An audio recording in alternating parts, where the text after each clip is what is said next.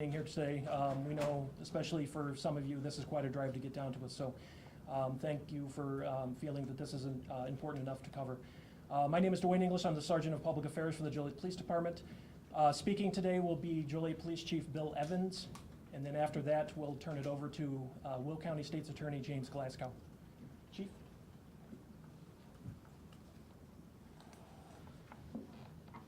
Good afternoon, and thank you for all being here today. My name is Bill Evans, and I'm the Chief of Police here in Joliet. Today, I'm proud to announce the successful results of what has become the genuine product of a very motivated and proactive policing and enforcement effort by the men and women of the Joliet Police Department and our other local law enforcement officials. Yesterday, Joliet police officers from the Tactical Narcotics Unit, the Detective Division, Neighborhood Policing, Evidence, Patrol, as well as our Telecommunicator Emergency Response Team, conducted Operation Streetsweeper. Streetsweeper was a targeted effort by Joliet Police and our local and federal law enforcement partners to address violent crime, identifying wanted individuals in the Joliet area who pose a serious threat to public safety in our city.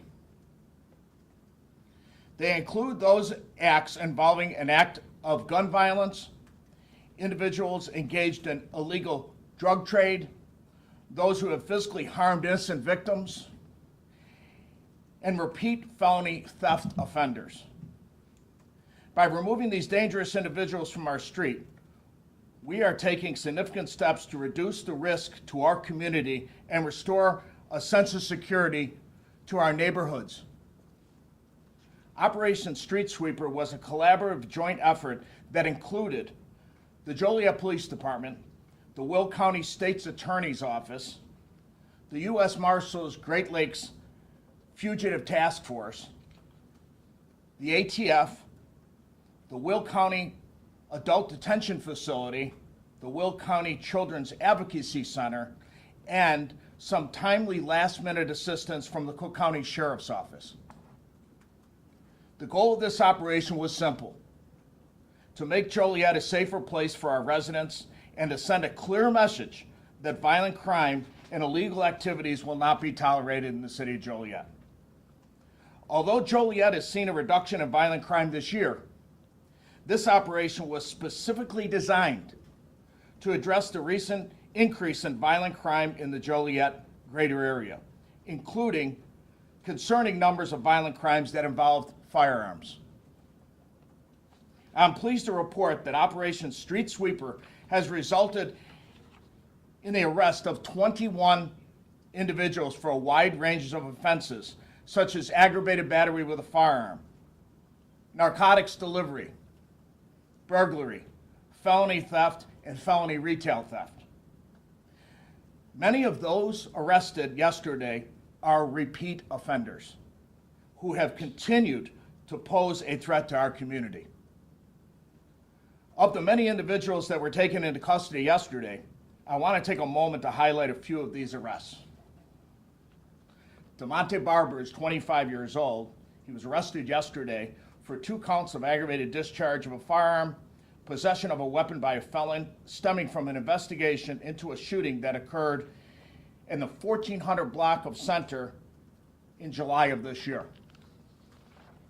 When arrested, he was found to be in possession of narcotics and was additionally charged with possession of a controlled substance. Mason Bailey is 22 years old. He was arrested in 2 counts of aggravated battery with a firearm, 2 counts of aggravated discharge of a firearm stemming from an investigation into a shooting that occurred in February of 2023. That shooting occurred here in Joliet in the 200 block of Lucas. Demetrius Houston Jr. is a 25-year-old offender, arrested for fleeing or attempting to elude a police officer. Officers located Houston and a 20-year-old male by the name of Donnell Brown in the 1300 block of Waverly Place yesterday. Following a brief foot pursuit, both were found to be in possession of a handgun. Both handguns have been modified with an automatic switch. Again, the Will County State's Attorney, assistants charged with unlawful possession of a firearm, unlawful use of a firearm / machine gun. Ricardo Nuri Lopez is 30 years old. He was arrested on 2 counts of aggravated battery with a firearm and 2 counts of aggravated discharge of a firearm stemming from an investigation of a shooting that occurred in May of 2024 in the 200 block of Henderson right here in the city of Joliet. Tyler Marshall is 23 years old. He was arrested for aggravated battery of a child, a Class X felony, after an investigation of a case in which it alleged that Marshall seriously injured a 4-year-old baby. Mary Beth Mosqueda is 35 years old. She was arrested on a warrant for 2 counts of failure to report a motor vehicle accident resulting in personal injury and/or death following an investigation by the Crest Hill Police Department into a traffic catch that occurred on the 2100 block of Plainfield Road that resulted in the deaths of a 53-year-old female and a 68-year-old male pedestrian. I want to emphasize that Operation Streetsweeper is still going. It's still an ongoing investigation. And there are additional cases that remained under active investigation. We're committed to pursuing every lead and ensuring that the individuals who pose a threat to the public in our city are brought to justice. I wish to express my sincere gratitude to Will County State's Attorney James Glasgow and his office for their invaluable collaboration. The hard work by Mr. Glasgow and his assistant state's attorneys in pursuing these charges have been critical to ensuring that those arrested will be held accountable for their actions. I would also like to extend my gratitude to all the other local agencies that helped us in Operation Streetsweeper. Your efforts exemplify the power of collaboration and the importance of working together to tackle challenges that we face in our community today. I want to send a clear message, an unequivocal message, to those who commit violent crimes and other serious crimes in the city of Joliet. We're not going to tolerate your senseless acts of violence in our community. If you choose to engage in illegal activity and threaten the safety of our residents, know this: you will be located, you'll be arrested, and you will be held accountable. In closing, I want to reiterate our commitment to public safety and the well-being of our community.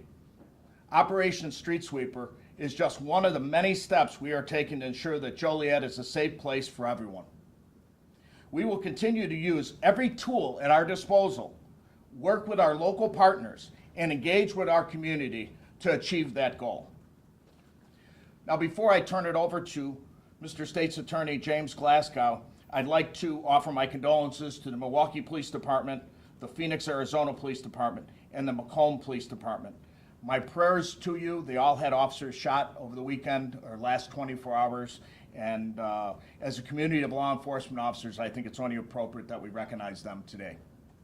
Now I'd like to turn things over to Will County State's Attorney, Jim Glasgow. Thank you, sir. Back in 1993, I don't know if any of you were in any profession at that time, but I was. We did a sweep. We had 297 gang shootings on December 7th of 1993. And we did a sweep and took out 47 targeted gang members in 2 days. And for the next 3 months, we had 0 shootings. So you see the cause and effect. And this is a similar operation to what we did back then, and we're going to continue working closely with the Joliet Police Department. This isn't the last time we're going to do this. We're going to continue to do this.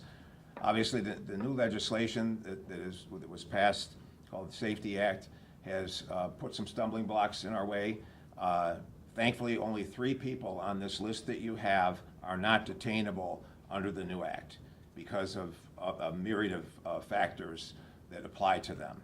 But we still have many situations where we arrest someone on a burglary. They have an armed robbery and a murder conviction. They are not detainable. Now, everyone in this room can use common sense and say, that's a dangerous person. Maybe we should let the judge have discretion and detain that person.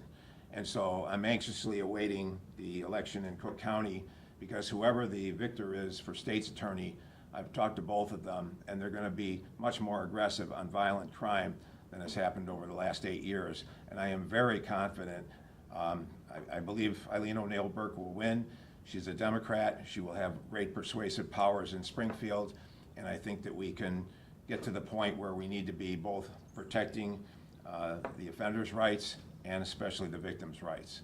So the one thing about the Safety Act that everybody always forgets is that when it was first passed, the original language said, no matter what crime you've committed, you must be brought to trial in 90 days or you get out. So if you kill 30 people in Springfield, sat at the table with us, and we did a 300-page amendment and got us to the place we are now, and we're able to function fairly well under those circumstances, but there's still a number of glitches, and I'm very confident we'll fix those.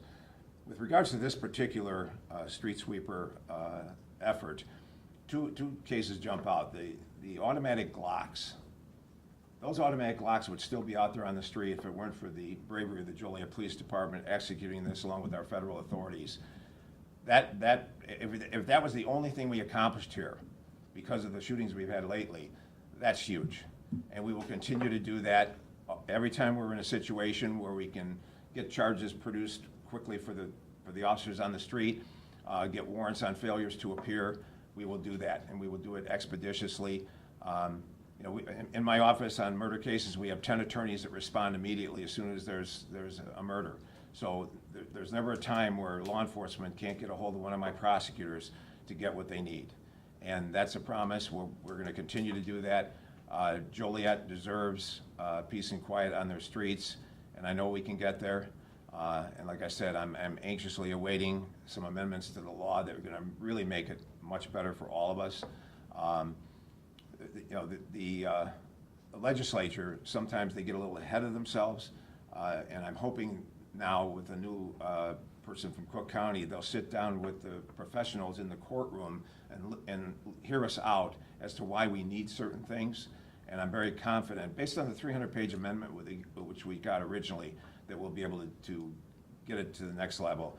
The state of New Jersey, if you want to look it up, they have a fantastic program. They pretty much eliminated bail, but they give the prosecutor some very liberal time frames to do their prosecutions.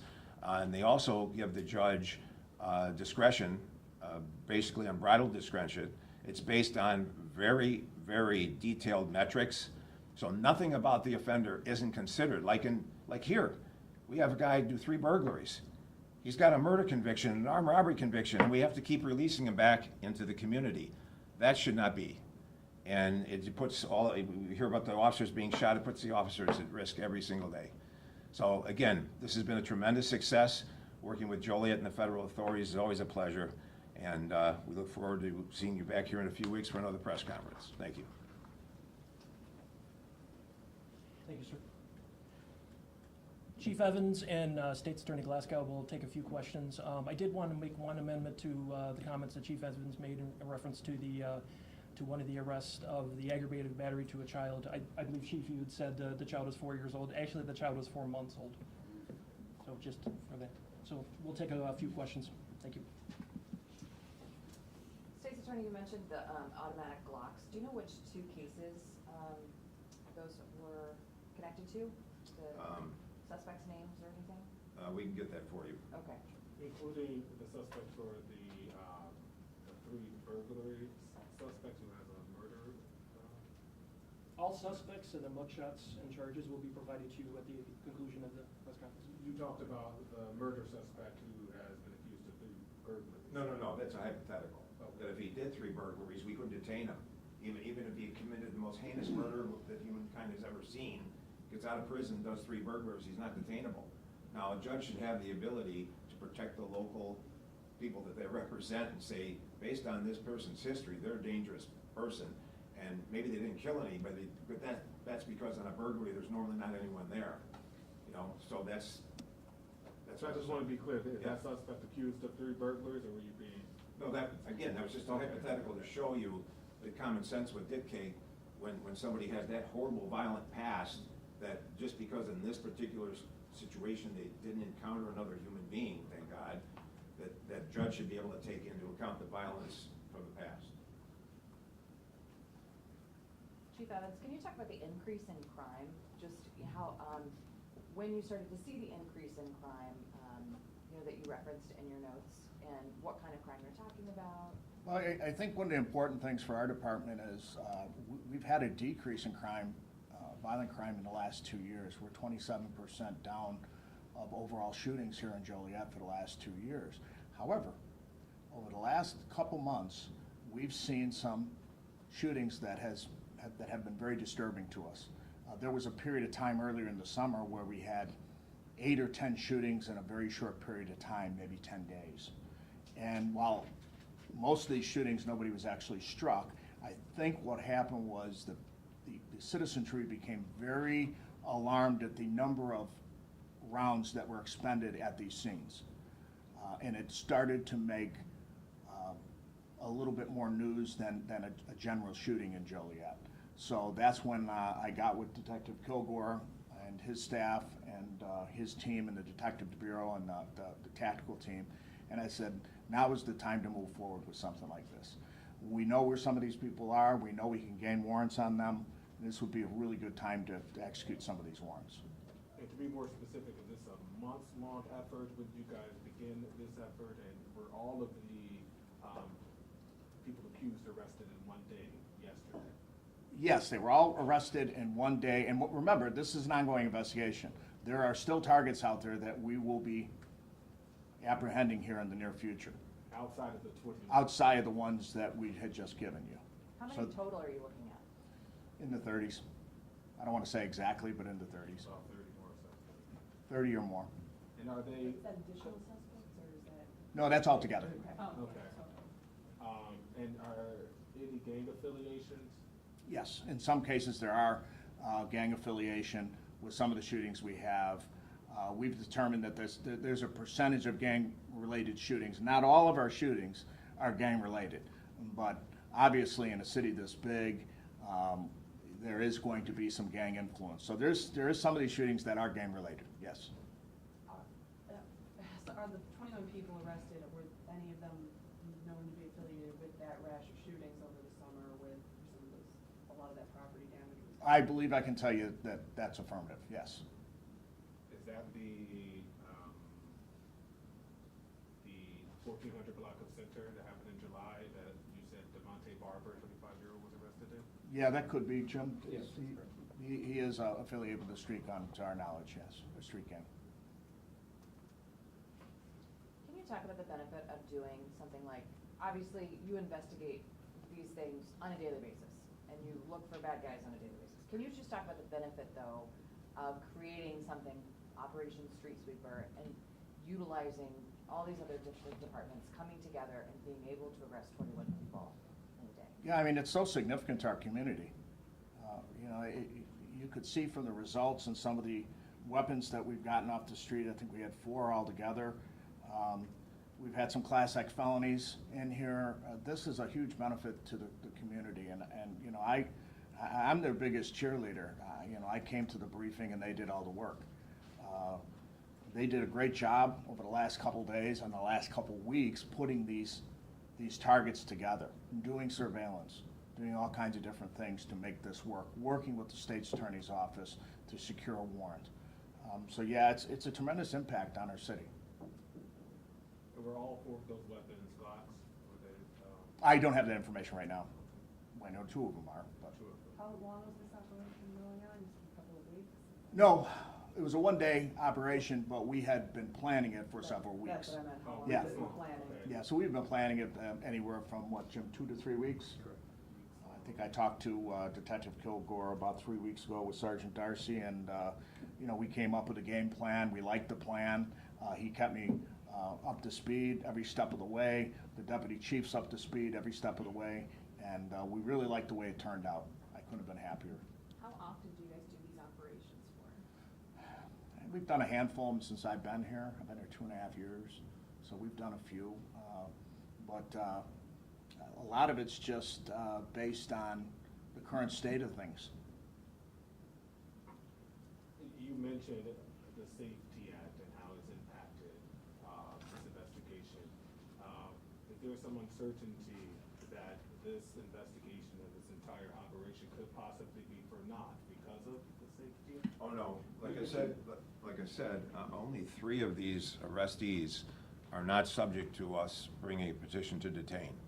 So, like I said, the 300-page amendment that we got from the legislature, I think they understood a lot of our issues, and they were pretty reasonable in coming to the table and getting that done. I mentioned the no warrant. Well, that's crazy, and they realized it, and so they gave it back. And then, you know, with regards to, you know, the sanctity of human life is the most critical thing we have in our society today, and it applies to both the defendant and the victim. But the scale was kind of tilting away from the victim a little bit, and I just thought that, you know, I think we're getting back where it needs to be. That doesn't mean we disregard the offender. We religiously protect those rights that those individuals have, and just to stress, everyone that was arrested here is presumed innocent, okay? And I just want to mention too, the 2 Glocks. That's an interesting scenario there, because those Glocks would still be on the street were it not for this effort, okay? And in Demetrius Houston, they were looking for him on a fleeing or attempting to elude a peace officer warrant, and then wind up catching him with the Glock. So they weren't out there chasing him for the Glock. That was a bonus as a result of this effort. And you've all seen in Chicago, those are horrible weapons. And I hope they come up with a solution to stop it so that that can't be done and in the very near future. And then Donnell Brown, again, we were looking for him for something else and found the Glock. So that, you know, that's priceless. If that's the only thing we did in this, God knows how many lives we could have saved, or the officers could have saved, by taking those machine guns off the street. And we, like I said, we're going to continue to do this. And anytime there's warrants issued by the court, a lot of times, see, a warrant goes out and it just sits there, right, guys? Okay, so, but we've got this active group now that we're going to focus on this and get those warrants served right away. The quicker we can serve them, the safer all of us will be. Jim, are you thinking a lot of these cases that we're talking about today are ones that you and your staff are going to want to vigorously prosecute as far as getting prison time for a lot of these people? Well, yes, again, we seek what's appropriate. You know, I've got problem-solving courts here, and if you're welcome to look at them. We provide alternative treatment and prosecution for people who deserve it. We're not just trying to hang everybody high, but when people are out there committing very violent crimes with very dangerous weapons, that's a whole different ballgame, and that's where we're putting our focus now, and we'll be very aggressive in doing that. And like I said, you know, back in 1993, when Fred Hafner came up with the idea of doing the sweep back then, I mean, that's when the gangs were first starting to show their face out of the prisons, and it literally was unbridled. But the cause and effect, I mean, my God, we went from almost a shooting a day to no shootings for 3 months while most of these people were in jail. You mentioned the Safety Act, how you've already had that 300-page amendment made. What other amendments are you looking for that you said you were hoping to see with the new Cook County? Well, the most important one would be, just like in the New Jersey system, and please Google it, because they have some short summaries where you can see it puts the local judge back in control of his courtroom. He knows the local scene, he knows the violence or lack thereof in his community, and what would be the appropriate ruling. I've had appellate court judges grouse to me that they're asked to second guess the local judge, and they don't even know what goes on in that city. So I know that those appeals, that would be one thing that we don't need, those automatic appeals every single time the judge detains somebody. They're not detaining them just for laughs. They go through a very thorough process and make an appropriate decision, and the appellate court judges will admit to you, they're in a much better position to make that decision because they live there. And so that's one of the things that we want to see come back. And you know, like I said, look at our problem-solving courts. There are so many avenues for young offenders who make stupid mistakes to get out of that, and many times come out without a conviction. And I started those courts here in 1998. I wrote a drug court grant that was a judicial grant, but our judges didn't have the resources, so I took the bull by the horns and ran with it. And I'm intimately involved in the management of all of our problem-solving courts. I was born in an orphanage in Chicago, and there but for the grace of God go I, and that's how I prosecute. Everybody's life matters. I have one more question. Of the 21 people that were arrested, I know that they had extensive criminal backgrounds, but did they commit recent crimes? Is that why you guys went after them specifically, or because of the recent crimes, or it's just because of their criminal backgrounds necessarily? No, I mean, we did want to focus up to some degree on offenders that had a presence in the court system. So we did do that for a large degree, to a large degree, intentionally.